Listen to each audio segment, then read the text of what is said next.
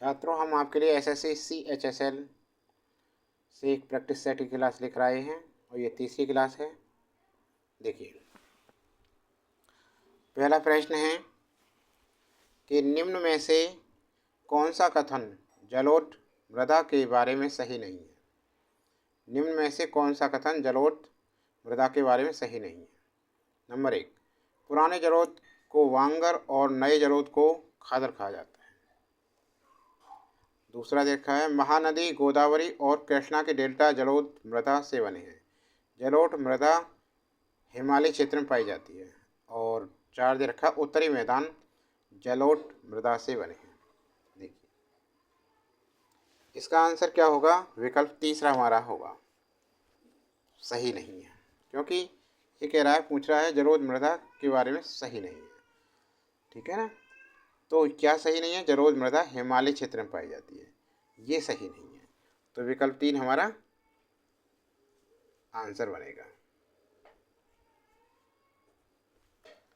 देखिए, जलोढ़ मृदा नदियों द्वारा लाकर नदी, घाटियाँ, बाढ़ के मैदानों तथा डेल्टाई प्रदेशों के में जो बिछाई जाती है। गंगा, सतलुज, ब्रह्मपुत्र का मैदान इसी मृदा से निर्मित है। महानदी, कृष्णा एवं कावेरी के डेल्टाई भागों में भी यह मृदा पाई जाती है। बांगर पुरानी जलोढ़ मृदा से बना है, जबकि खादर नवीन जलोढ़ से निर्मित है। भारत के 45% भाग पर जलोढ़ मृदा पाई जाती है।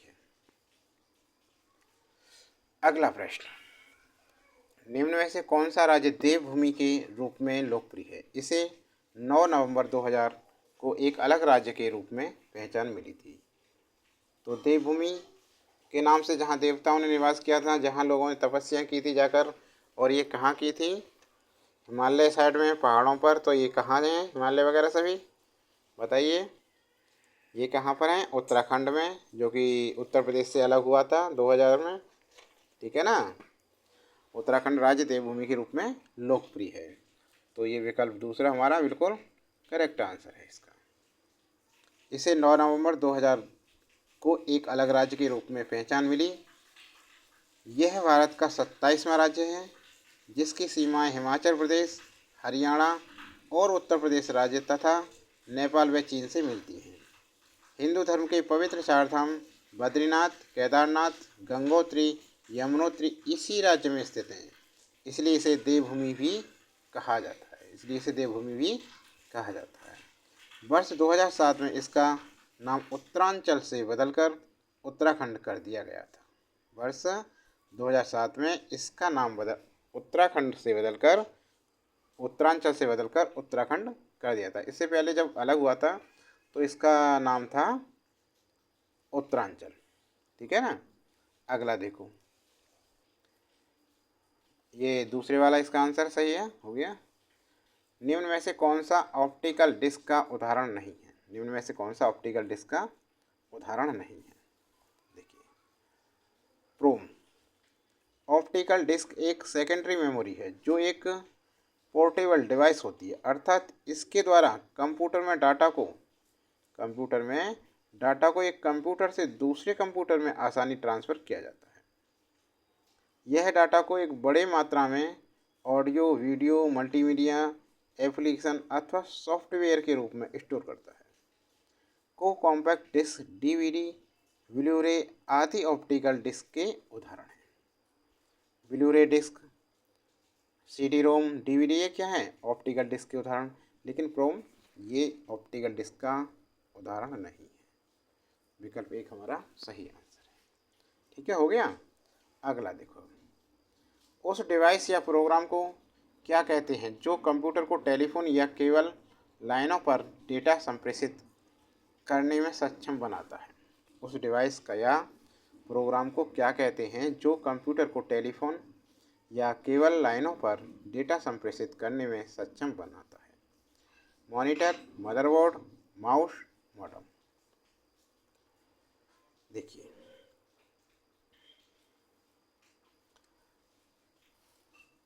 मॉडेम एक ऐसी युक्ति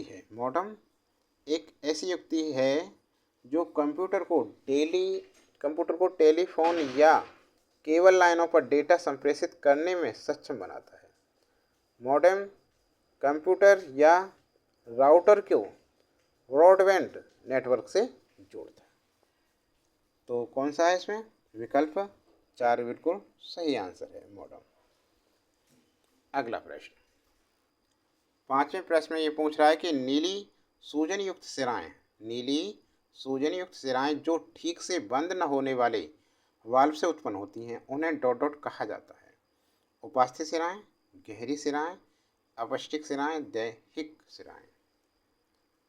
तो नीली सूजन युक्त सिराएं जो ठीक से बंद न होने वाले वाल्व से उत्पन्न होती हैं उन्हें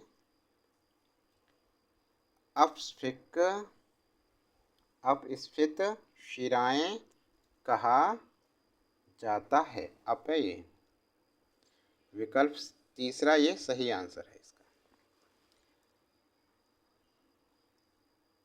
वेरिकोस वेंस एक ऐसी बीमारी होती है जिसमें पैरों की नसों में खून एकत्रित हो जाता है। इससे पैरों में सूजन आ जाती है। इससे चलना फिरना मुश्किल होता है। अगला प्रश्न, निम्न में से किस राज्य में मौट गायन शैली संबंधित है? मध्य प्रदेश, उत्तर प्रदेश, गुजरात या राजस्थान? तो मौट राजस्थान में गायन की एक शैली है। मौट राजस्थान में गायन की एक गायन शैली है राजस्थान राज्य में, जिसका उपयोग लोकगीतों में किया जाता है। अल्लाह जलाई बाई, मांगी by Arya, Gauri by Rajasthan की प्रसिद्ध मौट गायिका हैं। कौन कौन सी हैं मौट गायिका? अल्लाह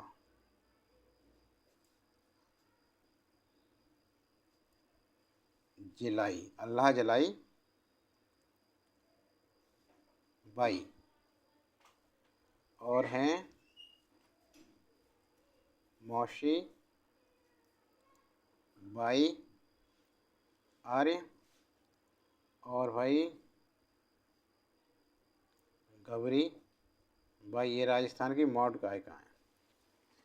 अगला देखो प्रश्न 7वां, निम्न में से कौन सी विदेशी यात्री अपने संबंधित देश के साथ मेल नहीं खाता है? बताइए कौन सा नहीं खाता है मेल? देखो, विदेशी यात्री है मार्को पोलो, इटली का था, सही है ये। पीटर मुंडी चीन का नहीं था, कहाँ का था ये? इंग्लैंड। कहाँ का था ये? इंग्लैंड का था। इवन बतूता मोरक्को सही है, अल-बेरूनी उज्बेकिस्तान सही है, और पीटर मुंडी किसका है? इंग्लैंड का। तो यही सुमेलित नहीं है हमारा, तो दूसरे वाला बिल्कुल करेक्ट आंसर है, क्योंकि सुमेलित नहीं है ये पूछ रहा था ये। ठीक है, अगला प्रश्न देखिए, निम्न में से कौन सा कारक मृदा निर्माण के लिए उत्तरदायी नहीं है? निम्न में से कौन सा कारक मृदा निर्माण के लिए उत्तरदायी नहीं है? कौन सा? देखिए, मवेशी चराई, बायोटिक एजेंट, स्थलीकृत या मूल सामग्री। मृदा धरातल में प्राकृतिक तत्वों का समुच्चय है जिसमें जीवित पदार्थ तथा पौधों को पोषित करने की क्षमता होती है। इसके निर्माण में निम्न मूल कारकों का महत्वपूर्ण योगदान होता है: जलवायु, मूल पदार्थ, स्थिराकृति, जैविक पदार्थ, कालावधि। तो इसमें आएगा हमारा मवेशी चराई। पहले वाला आंसर बिल्कुल करेक्ट आंसर है। ठीक है, हो गया। अगला देखो नमा, निम्न में से कौन सा अनुच्छेद भारत के संविधान में राष्ट्रपति द्वारा शपथ या अभिपुष्टि से संबंधित है? अनुच्छेद 57, अनुच्छेद 54, अनुच्छेद 60, अनुच्छेद 66। देखो, भारतीय संविधान का अनुच्छेद 60 राष्ट्रपति की शपथ से संबंधित है।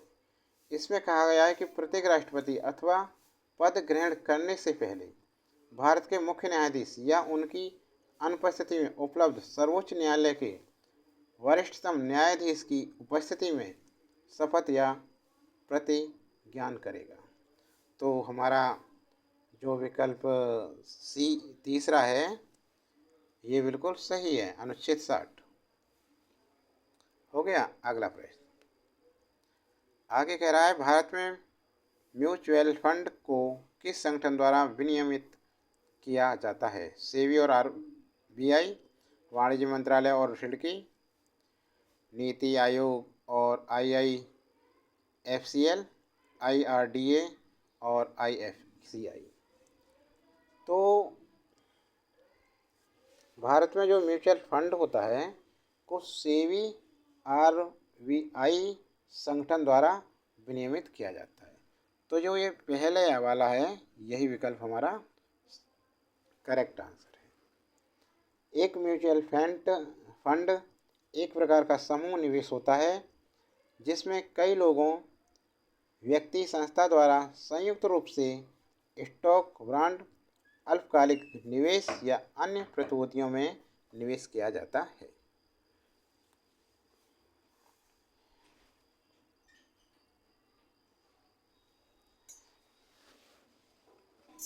तो छात्रों, ये क्लास कैसी लगी? क्लास अच्छी लगी हो तो लाइक कीजिए, कमेंट बॉक्स में अपने सुझाव दीजिए और चैनल को सब्सक्राइब कर लें यदि नहीं किया है तो, और ज़्यादा से ज़्यादा शेयर करें।